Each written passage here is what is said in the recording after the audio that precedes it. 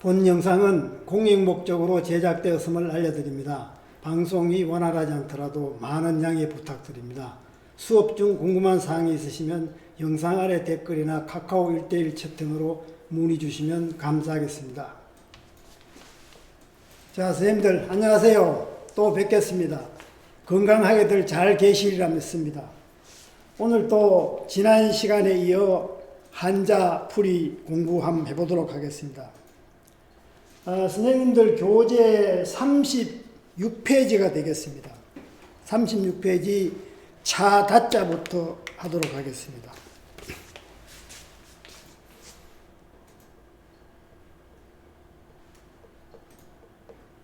차 다자입니다. 차니까 당연히 차도 풀로 만들죠. 그래서 풀이 풀조자가 뜻을 담당했습니다. 부수 겸 뜻을 담당했습니다. 뒤에 글자가 나여자입니다. 나, 1인칭 나라는 의미입니다. 나여자입니다. 이것이 음을 담당하면서 여자가 다자로 이렇게 된 겁니다. 조금 차이는 있습니다만 어쨌든 음을 담당해서. 그 다음에 또 의미가 있겠죠. 그죠? 의미가 있습니다. 나여자를 풀이해보면은 나여자가 이게 상형자로서 이렇게 나무가 이렇게 있습니다. 나무가 있는데 나무 위에 이렇게 집이 이렇게 있습니다. 요게 집입니다. 요게 나무고 그죠? 요 나무가 있고 요 집이 있습니다. 그러니까 요걸 해석을 해보면은 나무 위의 오두막집이라는 뜻입니다. 오두막집. 원래 의미가 이 나여자가 오두막집이라는 그런 의미를 했습니다. 그래서 이 글자가 한자는 가차가 많이 되죠. 자기 본뜻을 말고 다른 글씨로 이렇게 가차가 많이 됩니다. 그래 가차가 돼서 이것이 나라는 1인칭 대명사가 된 겁니다. 그래서 이렇게 가차가 됐다는 의미도 있고 오두막집은 나의 집이라는 의미, 그런 의미도 있습니다. 그래서 여기에 불초자를 더하면은 어떻게 해요? 나의 소박한 집에서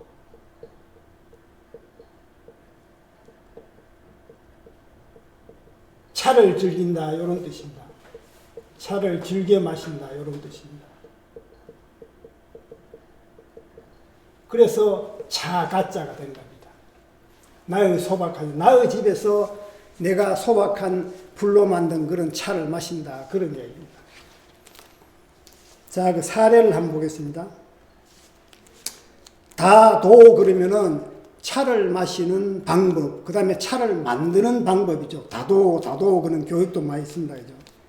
그 다음에 다과 그러면 과자가 과자 가자입니다. 차와 과자라는 이런 뜻이죠. 차를 먹을 때 과자하고 이렇게 곁들이는 거, 간식으로 곁들인 사례가 많습니다. 그죠? 다방 그러면 방자가 방방자입니다. 방 혹은 집이라는 그런 뜻입니다. 차의 집이니까 차를 파는 집, 다방이라 그러죠. 그죠? 다방. 녹차 그러면 풀을 녹차입니다. 푸른 차를 녹차라고. 녹차는 사람 몸에도 상당히 좋다는 이런 얘기가 있죠. 그죠? 다음 글자 한번 보겠습니다.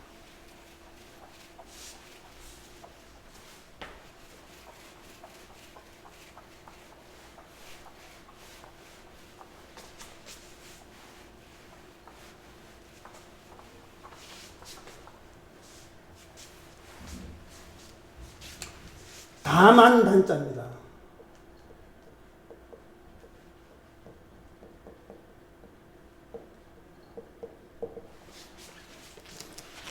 이따 설명하기 때문에 사람이 이렇게 몸을 드러낸다는 의미로 사람 인자가 부수 겸 뜻을 담당했습니다. 그 다음에 뒤에 온 글자가 아침단자죠. 그죠? 아침단자입니다.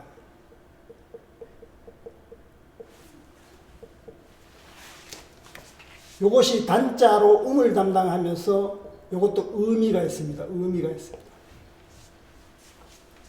단자를 보시면은 요렇게 지평선이 있습니다. 지평선 위로 여기 해죠. 그죠? 해가 요렇게 떠오르는 모습입니다.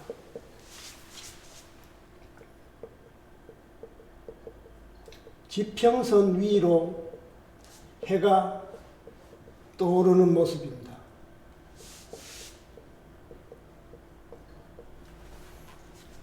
지평선 위로 해가 떠오르니까 당연히 이게 아침이죠, 그죠? 그러니까 이게 지평선 위로 해가 떠오른다는 것은 해가 자기 모습을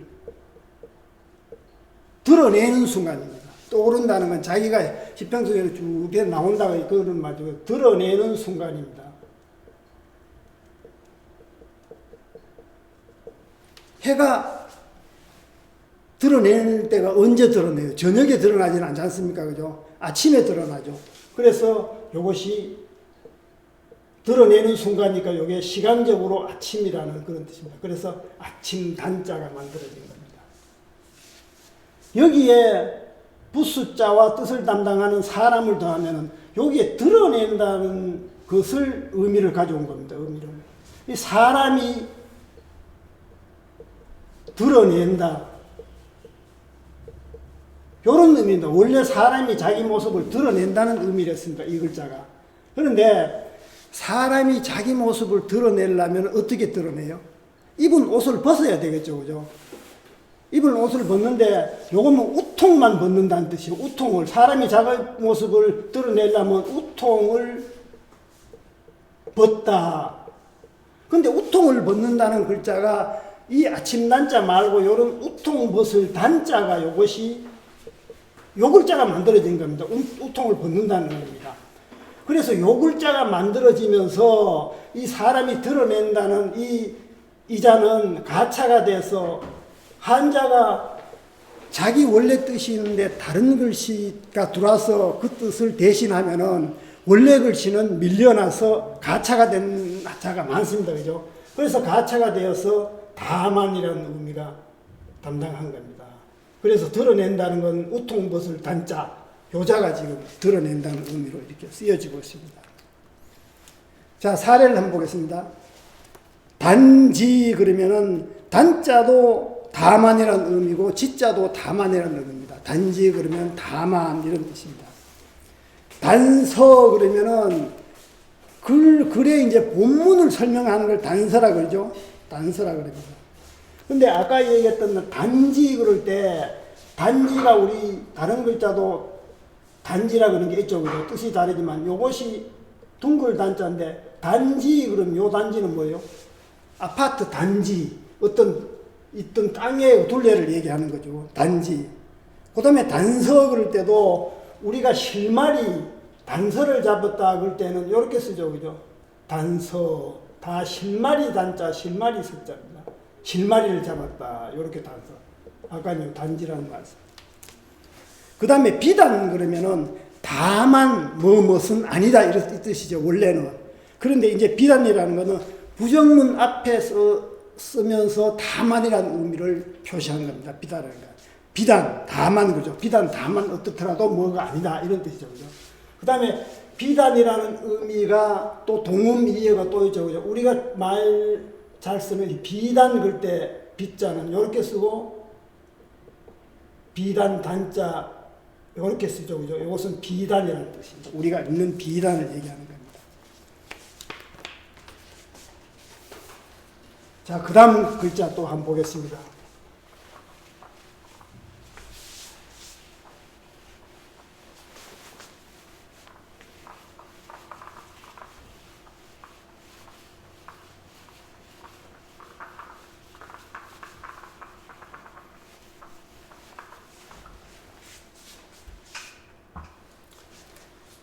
그 다음 글자가 붉을 단자입니다.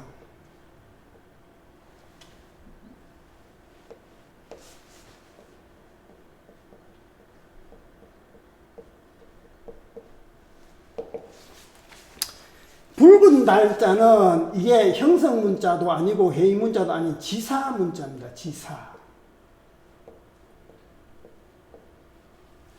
지사라는 것은 어떤 사안을 가리켜서 그 글자를 뭐로 하자고 이렇게 표시한 것이 지사문자죠. 그죠? 어떤 사안을 가리켜서 공통적으로 사람들이 이 글자는 무엇으로 하자 그래서 어떤 가리켜서 그 글자를 만든 글자입니다. 여기에 붉은 단자를 보면은 거기 제가 각골문부터 이렇게 표시가 되어 있죠. 이것이 우물정자입니다. 우물정자에다가 이렇게 점을 이렇게 하나 표시해 놨습니다. 이 우물정자는 이거는 광산의 입구를 가리킵니다. 광산 입구에 요 점이 요게 주사라는 광물입니다. 주사. 입구에 주사라는 수은 광물을 표시한 겁니다. 수은 광물.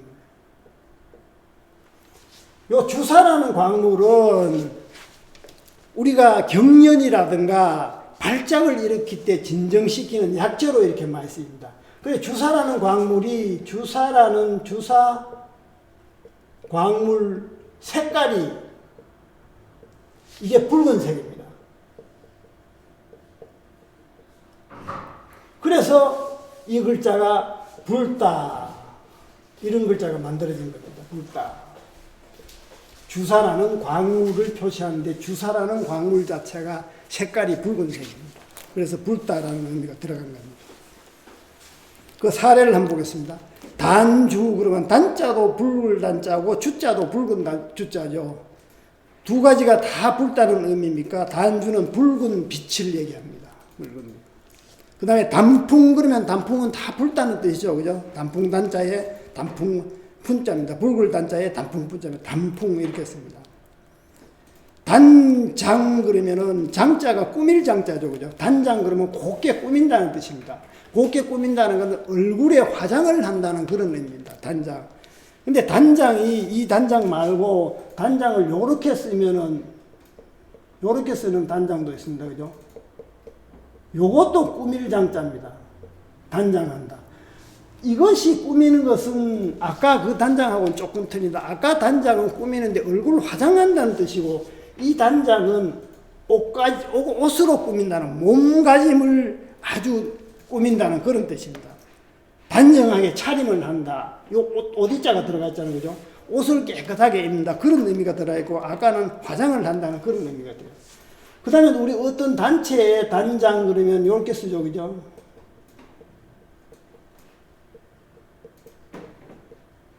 단체의 장 이렇게 씁니다. 그 다음에 단청 그러면 단청은 궁궐이라든가 절 같은 데 가면은 붉고 푸르게 이렇게 막 색깔을 쳐놔주고 그걸 단청이라고 그러죠. 붉은 색깔 나고 푸른 색깔을 단청이라고 그럽니다. 자, 그 다음 글자 한번 보겠습니다. 아이고, 이게 떨어져 버렸네.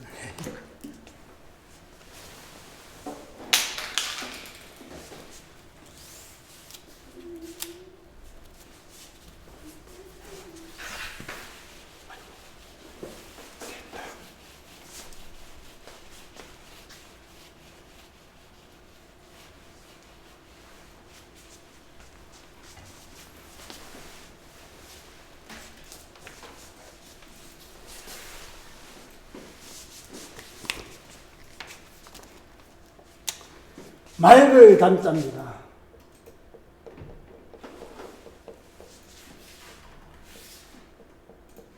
담.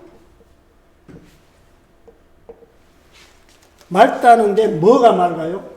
물이 맑으니까 물 숫자가 부수 겸 뜻을 담당했습니다. 그죠? 뒤에 글자가 불꽃 영자입니다.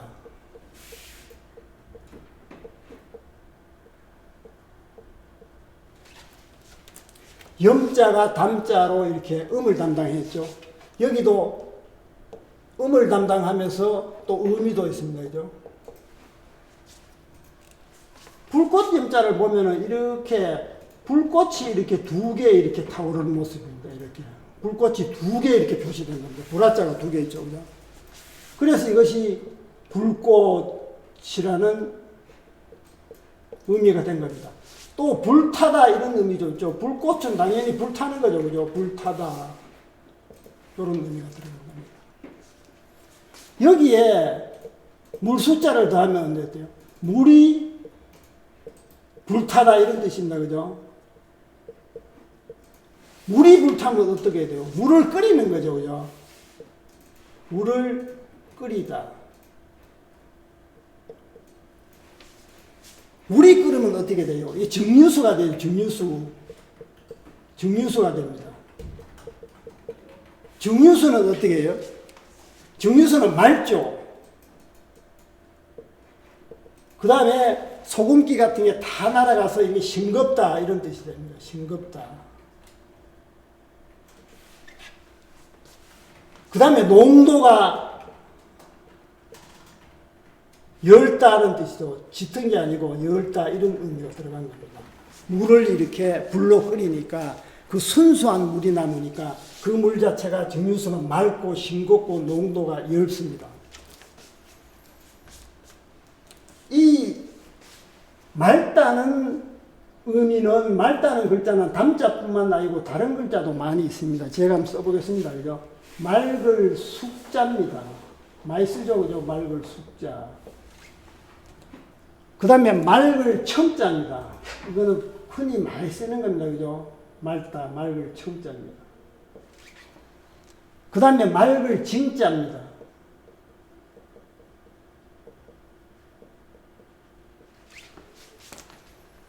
그 다음에 맑을 철자입니다. 다 물이 들어가죠. 그죠? 물이 맑다는 그런 뜻입니다. 맑은 철자입니다. 그 다음에 맑을 담자입니다. 담자입니다. 마지막으로 한 장 더 읽고요. 맑을 식자입니다.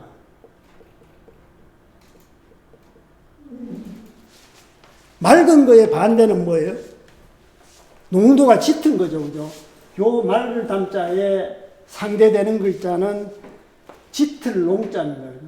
짙다는 짙을 농자입니다. 농자. 요거는 유사한 글자고 요거는 상대되는 글자입니다. 자, 사례를 한번 보겠습니다. 담박 그러면은 굉장히 산뜻하다 그 뜻이죠. 그죠? 그런데 담박하고 여기에 요거는 베델 박자죠. 그죠? 담박하고 그 다음에 우리가 담백하다 하지 않습니까? 그죠? 요거는 같은 의미입니다. 담백이라 그래도 되고 담박이라 그래도 됩니다. 같은 글자입니다. 의미가 같습니다. 담담 그러면은 두 가지 글자가 다 이렇게 합쳐져서 맑다는 뜻입니다. 그래서 욕심이 없고 깨끗한 것을 우리가 담담하다 그러죠. 그죠? 담수 그러면 맑은 물이니까 어떻게 해요? 소금기를 뺀 물이니까 민물을 담수라 그럽니다. 그죠? 우리가 바닷물을 이렇게 끓여다가 거기에 소금물을 빼서 우리가 먹는 담수화 그런 공사도 있죠. 그죠? 그 다음에 담색 끓이면은 아까 농도가 엷다 그랬습니다. 그죠? 연한 빛깔을 담색이라 그럽니다. 맑은 빛깔이 아니고 연한 빛깔을 얘기합니다. 그 다음에 밟을 답자 한번 보겠습니다.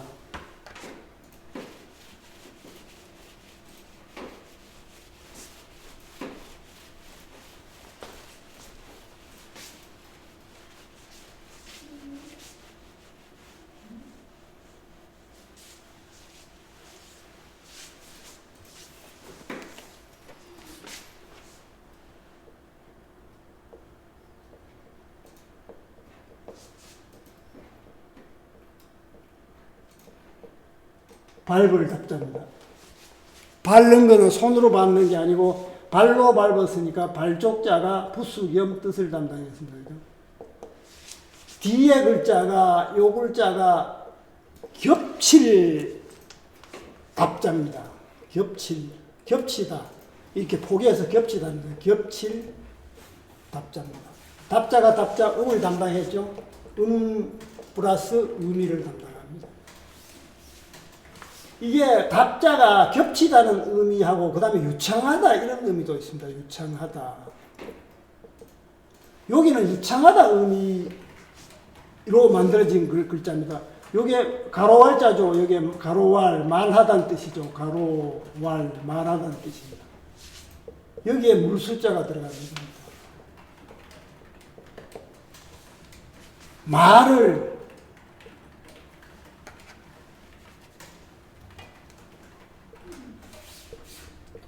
말을 물 흐르듯이 말하면 어떻게 해요? 유창한 거죠. 말을 물 흐르듯이 유창하게 하다.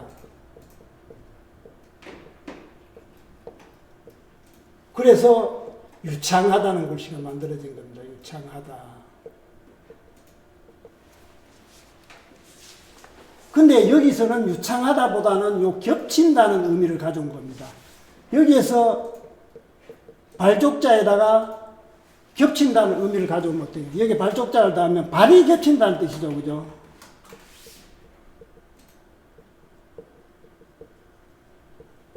발이 겹친다는 의미는 뭔 뜻입니까? 이게 거듭 밟다 이런 의미입니다. 겹치니까 계속 이렇게 겹쳐서 거듭 밟다는 뜻입니다. 거듭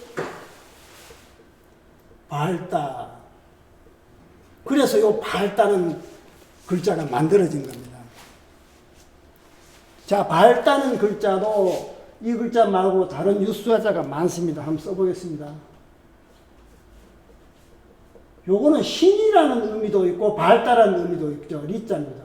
신이 밟을 리자입니다. 그 다음에 밟을 태자입니다. 다 발쪽이 들어갔죠. 그죠?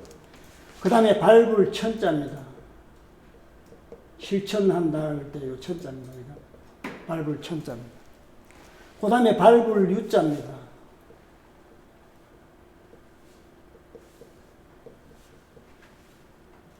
그 다음에 밟을 척자입니다.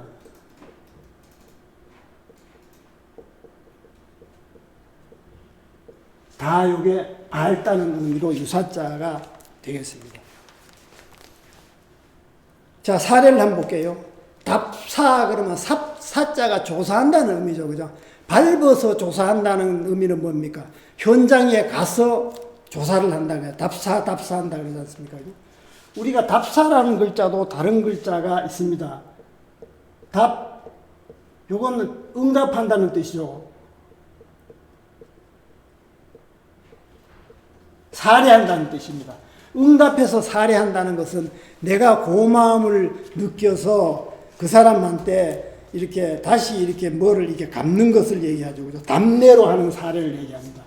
그리고 우리가 이게 졸업식 할 때 보면은 선생님들이 얘기를 하면은 아이들이 얘기하면 선생님이 답사를 하고 선생님이 얘기하면 아이들이 답사한다 그럴 때 말로 하는 답사는 요렇게 쓰죠. 요것도 대답할 답자입니다. 사자는 뭔 사자를 써야 되겠어요? 말씀 사자를 써야 되겠죠. 요 답사는 요렇게 씁니다. 요거는 사례에 답하는 거고 말로서 답하는 겁니다. 그 다음에 답습 그러면 습자가 인습한다는 뜻이죠. 이렇게 이어받아서 인습한다는 뜻이죠. 그래서 밟아서 인습하는 것을 답습한다 이렇게 얘기합니다. 답보 그러면 답자도 바른다는 뜻이고 보자도 걷다는 뜻입니다. 두 개 다. 답자도 바른다, 걷다 이런 얘기가 있죠. 두 가지 글자가 다 여기서는 걷다는 의미로 쓰여진 겁니다.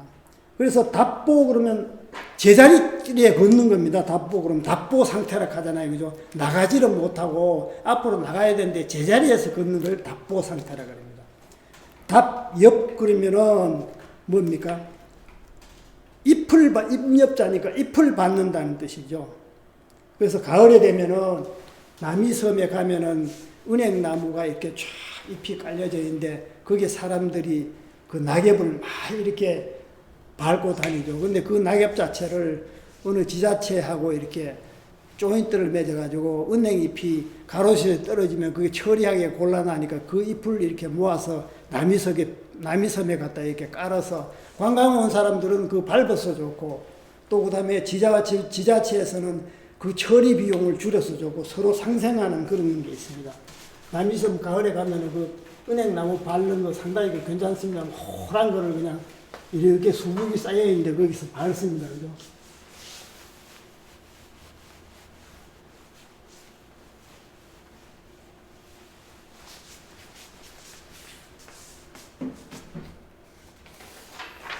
자, 그 다음 자 한번 보겠습니다. 당나라 당자입니다. 황당하다, 당황하다 할 때도 되고 당나라라는 이런 의미도 씁니다.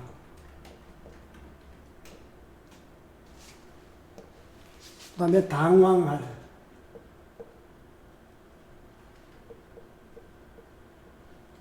당자입니다.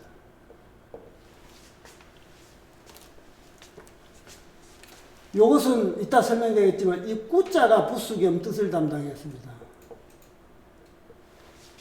위에 있는 것은 요게 별경자입니다. 별도 되고 천간이라는 의미도 됩니다. 별. 경자가 당자로 음을 담당하면서 의미도 있죠. 그죠? 플러스 의미가 있습니다. 여기에 경자, 천간경자, 별경자는 제가 그 각골문을 이렇게 써놨습니다. 이것은 탈곡기를 형상화한 모습입니다. 이렇게 여기 이렇게 있어가지고 벼 같은 데 여기 올라가지고 이렇게 밑에서 이렇게 곡식이 내려오는 이 탈곡기를 의미합니다. 탈곡기. 그런데 가차가 되어서 천간이라는 의미가 된 겁니다. 천간, 별. 천간자에 많이 씁니다. 그죠? 10개의 그 천간자에 많이 씁니다. 그래서 여기에 이 구자를 이렇게 더하면은 탈곡기 밑에 입을 크게 벌리고 곡식을 받아먹는 모습입니다. 옛날에는 음식이 많이 없고 이렇게 곡식이 많이 없던데 먹는 게 제일 중요하죠. 그죠? 받아먹는 모습을 그린 겁니다. 그래서 여기는 입을 크게 벌리다는 요 의미를 가져온 겁니다.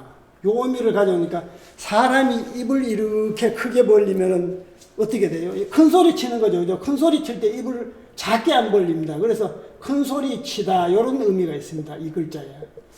그 다음에 입을 크게 벌리고 큰 소리 칠 때는 이게 거짓말 허풍할 때는 원래 사람이 입을 크게 벌리고 큰 소리를 냅니다. 그래서 큰 소리 치다 허풍이라는 이런 의미가 원래 있었습니다. 그러다가 당나라가 생겼죠. 그죠? 당나라가 생긴데 의미를 큰 소리 치다 허풍이라고 이렇게 그걸 나라 이름으로 쓰는 거는 굉장히 좀 안 좋지 않습니까? 그래서 여기서 곡식을 받아먹는 모습, 요때는 당나라가 생기고부터 요 의미를 가지고 온 겁니다. 당나라가 생기고 쌀을 풍족히 먹는 모습으로 해석했습니다. 먹는 모습. 그래서 이게 풍요한 나라죠. 쌀을 풍족히 옛날에 먹을 게 많으면 가장 풍요한 나라입니다. 그죠? 그래서 이게 풍요한 나라. 당나라. 자기 나라를 이렇게 마이를 올린 거죠. 그죠? 이렇게 당나라라는 의미가 된 겁니다. 여기 나라라는 의미로 할 때는 곡식을 풍족히 먹는 그런 모습을 땡겨왔고, 원래의 의미는 입을 크게 벌려서 큰 소리 치다, 허풍을 치다 하는 의미가 된 겁니다. 자, 사례를 한번 보겠습니다. 당시, 그러면 중국 시 중에 당나라 시가 제일 유명하죠. 거기서 또 유명한 사람이 누구예요?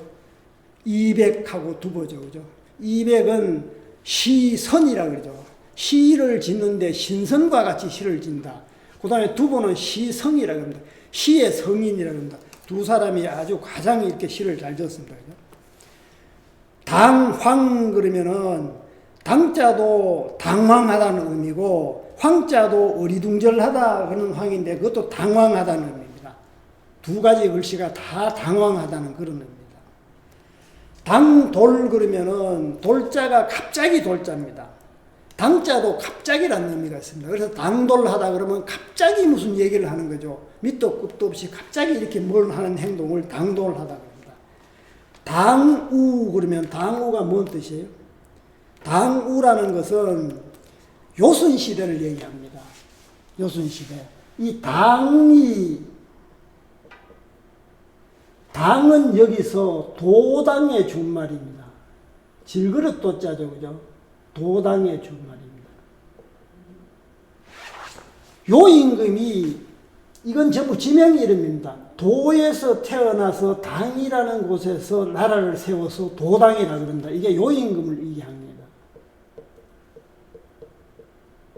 그래서 요 당이 여기서는 요건 요 임금을 얘기하는 겁니다. 줄여가지고. 우는 뭘 얘기하나 그러면 유씨를 얘기합니다. 유자는 여기서 바라사입니다. 그죠? 우자입니다. 요거는 순임금을 얘기합니다. 순임금. 순임금이 요 우라는 지방에서 이렇게 일어나서 이렇게 유명한 그 사람이 된 겁니다. 그래서 당우의 우자는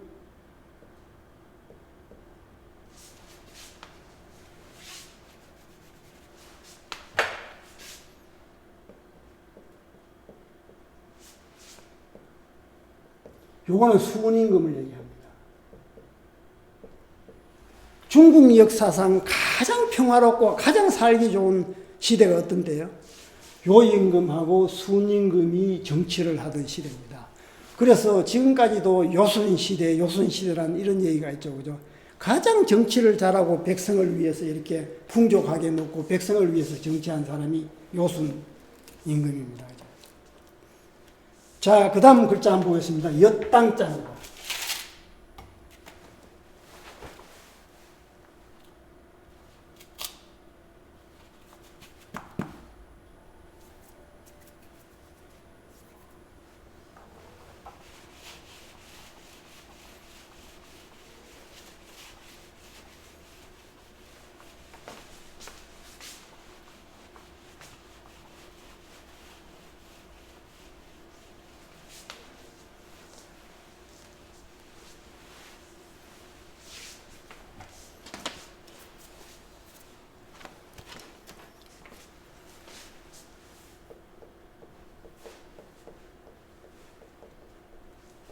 엿당자입니다. 엿, 설탕 이런 뜻이죠. 엿당자입니다. 옛날에는 엿을 쌀로 만들었습니다. 그래서 쌀미자가 이게 뜻을 담당했습니다. 방금 배운 요게 당나라 당자, 당황하다 그 당자죠. 그죠? 요것이 음을 담당하면서 의미가 플러스가 된 겁니다. 아까 당나라 당자는 이게 곡식을 받아먹는 모습이라고 그랬습니다. 곡식을 받아먹는 모습. 입을 크게 벌리고. 그래, 여기서는 곡식을 그래서 가공하다는 의미가 있습니다. 가공하다. 요 의미를 가져온 겁니다. 여기에 쌀이라는 쌀미자를 더하면 쌀을 가공하다는 뜻입니다.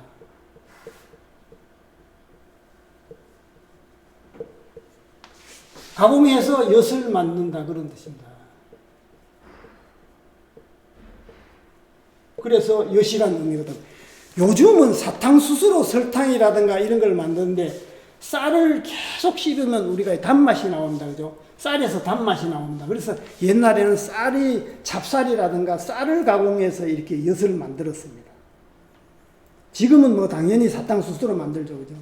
그래서 그 사례를 보시면은 당분 그러면은 사탕의 성분을 당분이라고 그러죠. 그죠? 당요 그러면 요자가 오줌 요자입니다. 당분이 섞인 오줌, 당뇨에 걸리면 상당히 좀 여러 가지 병의 원인이죠. 합병증이 오고. 그 다음에 설탕이라는 건 눈 같은 당이라는 뜻입니다. 눈처럼 곱고 흰 당이 설탕이죠. 설탕이 하얗잖아요. 그 다음에 탕수육 그러면 당자로도 발음이 되고 탕자로도 발음이 됩니다. 탕수육 그러면은 설탕과 숫자는 물이죠. 그 다음에 육자, 고기 육자입니다. 설탕하고 물하고 고기를 합쳐서 만드는 것이 탕수육입니다. 그죠? 옛날에는 중국집에 가서 먹는 탕수육이 가장 고급 음식이랬는데 요즘은 탕수육은 고급 음식에도 못 들어갑니다. 그죠?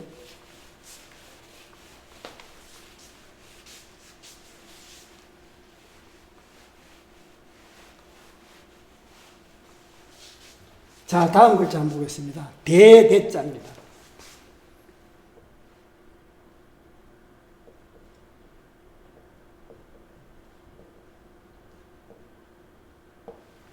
대라는 것은 평지보다 약간 높은 이 평평한 그런 땅을 얘기하는 겁니다. 이 글자는 회의문자입니다. 음을 담당하고 뜻을 담당하는 것이 없고 두 가지 글씨가 모여서 한 가지 의미를 만든 글씨죠. 보면은 여기 이를 지자가 부수 겸 이렇게 한 가지 뜻을 담당했습니다. 그 다음에 요게 이를 지자죠. 그죠? 그 다음에 한 글자가 이게 노풀고자입니다. 노풀고.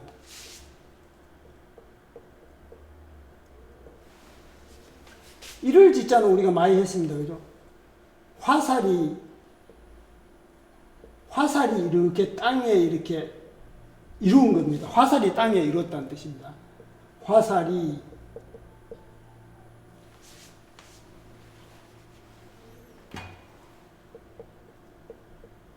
땅에 이르다 이런 뜻입니다. 그래도 이르다 이런 뜻입니다. 요 높은 고자는 이것도 많이 했습니다. 높은 집, 정집을 얘기하는 겁니다. 요렇게 정집을 얘기합니다. 높은 집을 얘기합니다. 그래서 여기 높다 그런 의미가 들어간 겁니다. 그러면 두 개를 합쳐보면은 두 개 글자를 합쳐서 해석을 하면 높은 곳에 이르다 이 말이죠. 그죠? 높은 곳에 이르다. 높은 곳에 이르다는 것은 지금으로 설명을 하면은 사람이 올라갈 수 있을 정도의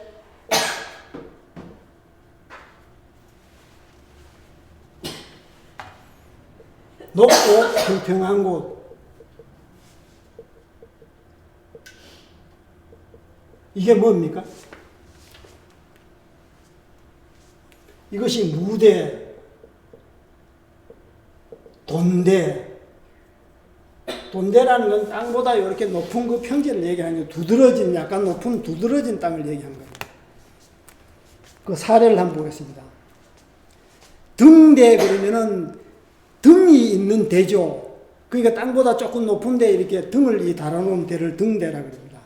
무대 그러면 무자가 춤출 무자죠. 춤출 수 있는 곳대, 춤출 수 있는 대를 얘기합니다. 전망이라고 하는 것은 편다는 뜻이죠. 펴서 바라본다는 뜻입니다. 펴서 바라보는 데, 전망대, 높은 데 이렇게 다 이렇게 펴서 이렇게 바라볼 수 있는 데를 전망대라고 그러죠. 그 다음에 대장 그러면 대자가 장자는 장부란 뜻입니다. 기록하는 토대가 되는 장부가 대장입니다. 기록하는 토대가 된다는 그런 뜻입니다. 근데 대장 그러면 우리 별 4개 대장 그러면은 이렇게 쓰죠. 그죠? 장군 장자.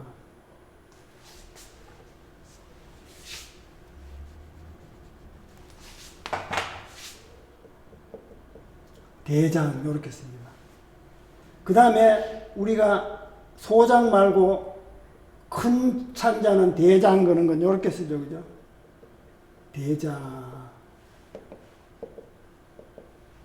이렇게 씁니다. 자, 고사성어 한자 본 후에 또 한자 공부하도록 하겠습니다.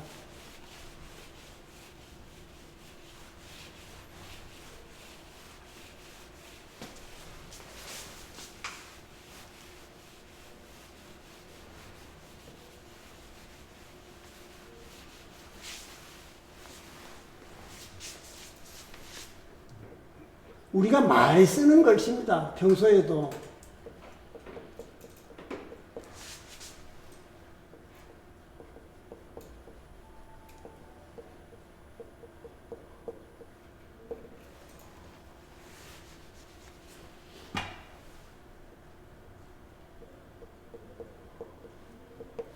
결초보은입니다. 많이 쓰는 글자입니다. 한자를 보면 이게 매들 결자죠. 불초자, 가풀보자, 은혜은자입니다.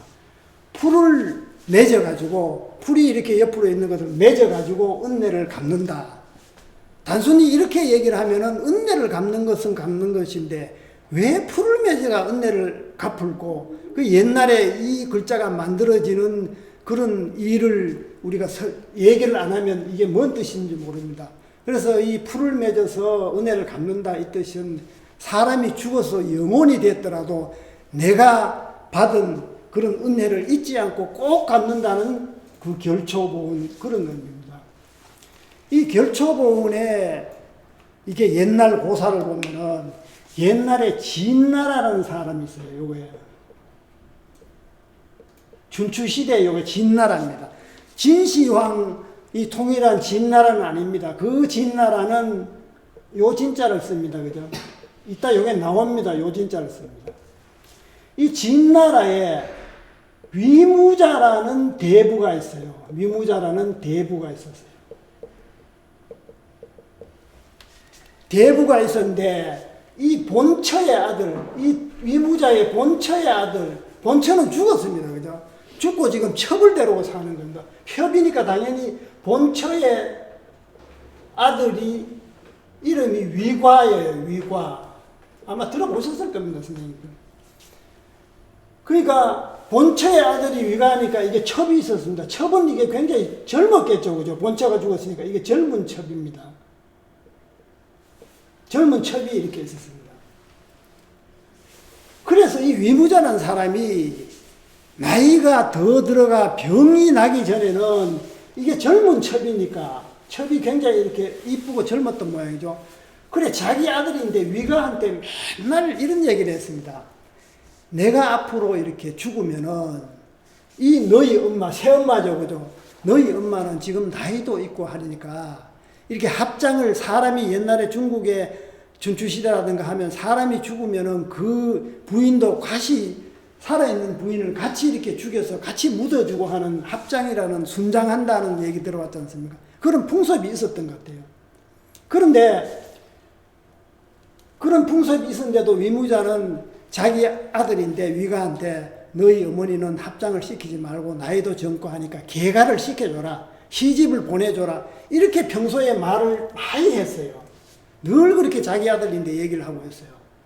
그런데 이 위무자라는 사람이 나이가 들어서 이렇게 병이 이렇게 났어요. 병이 나면은 정신이 약간 좀 혼돈해지잖아요. 그죠? 그리고부터는 자기 아들한테 전에 얘기했던 거하고 틀리 너희 어머니는 내가 죽거든 합장을 시켜라고 계속 얘기를 하는 겁니다. 다른데 계가를 시키지 말고 내 무덤에 같이 산채로 죽어라 이런 얘기를 했다. 그러다가 위무자가 죽어버렸어요. 죽으니까 이 본처의 아들 위가가 상당히 헷갈리는 거예요. 그 자기 그냥 새어머니를 계가를 시켜야 될지 합장을 시켜서 죽어야 될지 굉장히 고민을 많이 했습니다. 그래 고민을 하다가 생각해낸 것이 아버지가 나이가 들어서 병이 들기 전에 하는 것이 제정신이겠다 싶어서 이 위가가 자기 새어머니를 계가를 시켜줬어요. 이거 얼마나 착한 거죠, 그죠? 사람이 죽여서 합장시켜야 되는데 계가를 시켜줬습니다. 그래, 계가를 시켜준 후에 이게 위가가 이제 옛날에는 전국시대, 춘추시대라든가 싸움을 해야 되기 때문에 진나라하고 이렇게 전쟁이 붙었어요. 전쟁이 붙었는데 진나라의 아주 유명한 장수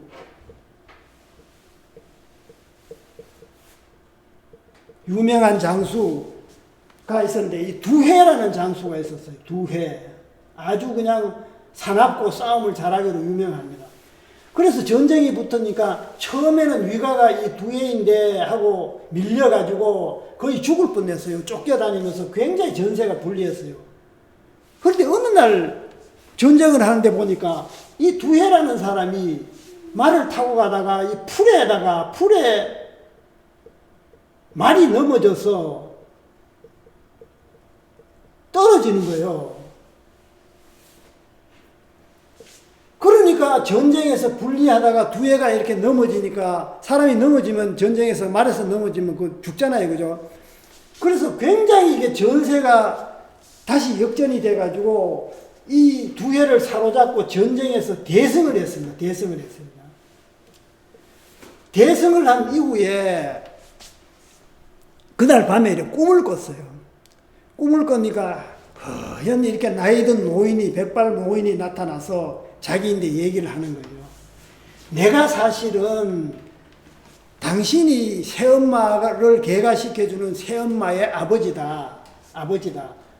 그러니까 당신이 순장을 시켜줘도 되는데도 불구하고 내 딸이죠. 자기 위무자의 첩이니까 내 딸을 계가시켜주는 고마움을 내가 계속 간직하고 있었다.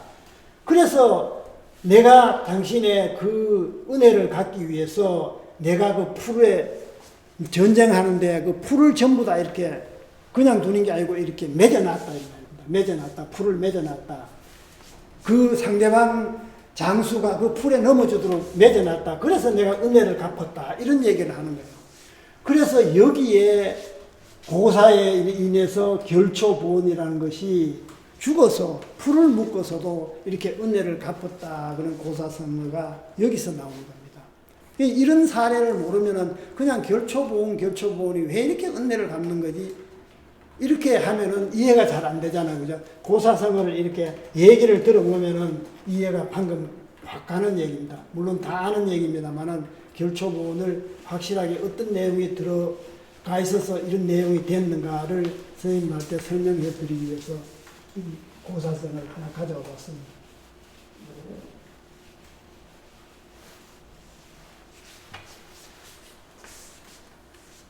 자, 38페이지요. 이어서 한자풀이 한번 해보겠습니다. 빌릴 대자입니다.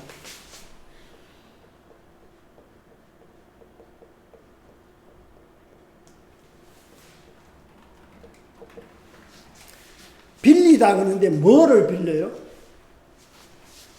물건이나 돈을 빌린다는 의미에서 조개 패자가 이게 화폐, 물건, 아주 좋은 물건, 귀한 거 이런 뜻이죠. 그죠? 화폐라는 의미죠. 그래서 이게 부수 겸 뜻을 담당했습니다. 위에 있는 것이 세대 대자죠. 그죠? 이것이 대자로 음을 담당하면서 의미를 담당했습니다. 세대도 되고 이거 대신한다는 이런 의미도 됩니다. 대신할 대자. 요 글씨를 풀이해 보면 여기 사람이죠, 그죠? 사람인자입니다. 사람. 요 글자가 주살입자입니다. 부수자입니다. 주살. 주살이라는 것은 줄이 달린 화살을 얘기하는 겁니다. 줄이 달린 화살. 줄이 달린 화살이니까 화살을 쏘매고 그 화살을 줄로 당겨서 다시 회수를 할 수 있겠죠. 줄이 그냥 화살은 이렇게 쏘면은 저 멀리 가서 그걸 못 찾습니다. 그 줄이 달렸으니까 당연히 회수를 합니다. 그래서 요거 줄이라는 의미를 가져온 겁니다. 사람이 요걸 해석을 해보면 사람이 끈으로 이어지다. 이어지다는 건 사람이 딱 단절돼서 지구가 없어지기 전에 다 이렇게 세대로 이렇게 대가 이어지잖아요. 그래서 이게 세대라는 의미가 들어간 겁니다. 세대. 그 다음에 앞세대와 뒤세대, 후손이죠. 그죠? 뒤세대가 번갈아 이렇게 쭉 내려가는 거죠. 그죠? 번갈아 들다. 그래서 앞세대를 뒤세대가 대신하다. 이런 의미가 된 겁니다. 대신하다. 뒤세대는 그 다음 또 뒤세대가 있고 그 다음 뒤세대가 앞세대가 또 그렇게 계속 이어지는 겁니다. 앞세대를 대신하고 이 세대라는 그런 의미입니다. 여기에 이제 돈, 물건이라는 의미가 달린 이 조개 패자를 가져오면은 뭐가 돼요? 거기 제가 아마 금문을 표시해 놨습니다. 금문에는 이렇게 조개 패자에다가 이렇게 창과자가 들어갑니다. 이 창입니다. 창과자입니다. 그래서 원래 의미는 창으로 물건을 창으로 물건을 무력으로 얻어내다 이런 뜻입니다. 얻어내다. 빌리다는 뜻이 아니고 창을 들고 무력으로 그냥 뺏는다는 그런 뜻입니다. 그래서 창으로 무력으로 얻어낸다 그런 뜻입니다. 그 다음에 이것이 소전에 와가지고는 요 창과자가 대신날 대자로 이렇게 바뀝니다. 그래서 의미가 남에게 부탁하여 대신하다는 뜻입니다. 부탁하여 빌리다 그런 뜻입니다. 원래 의미는 창으로 강제로 이렇게 얻어내는 거고 쭉 내려오면서 강제로 얻는 것은 그 범죄죠, 그죠? 남에서 부탁해서 뭐 물건이라든가 돈을 빌린다는 그런 의미가 된 겁니다. 자, 사례를 한번 보겠습니다. 대출 그러면 불려서 나가는 거죠. 대출해주는 거. 돈이 빌려서 은행에서 나가는 것을 대출이라고 합니다. 대손 그러면 빌려줬는데 손해를 보는 걸 얘기합니다. 지금 이거는 약자인데 우리가 대손 충당금이라는 소리 많이 들어보지 않습니까? 대손 요거 약자입니다. 충당금. 빌려주는데 손해를 보는 거에 대비해서 충당해 놓은 돈이라는 뜻입니다. 그것을 대손이라고 합니다. 대손 충당금의 약자입니다. 그 다음에 대차 그러면은 대는 빌려주는 거고 차는 빌리는 거죠. 그러니까 그 대차는 주지에 따라서 반대가 됩니다. 내 입장에서 빌린다 그러면은 빌릴 차가 되는 거고 꿔준 사람 입장에서는 빌려줄 대자가 되죠. 그죠? 대절 그러면 절자가 끊을 절자죠. 끊을 절자인데 온통채 끊을 절이 있습니다. 여기서는 모두라는 뜻입니다. 그래서 대절한다 그러는 것은 모두 빌린다는 그런 뜻이죠. 우리가 말하는 요 전세하고 같은 의미입니다. 모두를 빌린다는 뜻이죠. 그죠? 전세. 옛날에는 대절 낸다 이런 말을 썼는데 요즘은 잘 안 쓰죠. 그냥 다 전세를 낸다 이런 얘기를 많이 합니다. 옛날에는 대절 낸다. 버스를 대절 낸다 뭐 이런 얘기를 했는데 요즘은 버스 전세 낸다 이런 식으로 했죠. 자, 선생님들 오늘 또 수고 많이 하셨습니다. 오늘은 여기까지 하고 다음 시간에 또 이어서 하도록 하겠습니다. 감사합니다.